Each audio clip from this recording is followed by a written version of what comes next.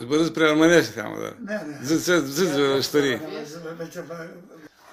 Frate Hristo, este mare tinitul noi, că ei au aproape la noi, azi din casa la el, e climat de suțată.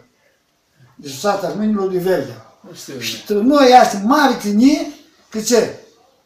Armânii ți-au dat autocrăție și mulți. Ma cu parazi, ma la diichiși, ma cam veche cu pala, cu sânzițe de-adă. Ala de-adă și mulți oameni de cultură, artiști. Unde ești creștini? Și asta mare tine între noi. Ia zi tine. Limba cum veți armânească? Chiar e, nu chiar e? Nu chiar e, ma tinerii lipsească, tinerii tora să zbărască. Că mulți tineri nu zbărăscă românească. Când erai tine mic, gramaticul, altă limbă de armânească zburați acolo? Mon armânește. Mon armânește. Tu la gramaticul zburezi cu armânește?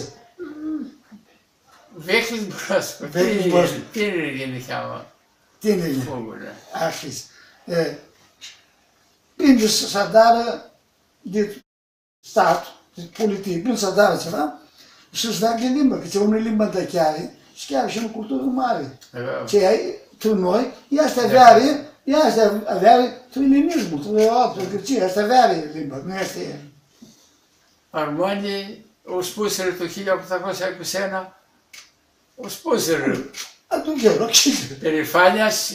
Dea de sânge... Dea de sânge, capitani... Capitani de... Era soro. Acest. Nu ați fi să-l... Mersi mult.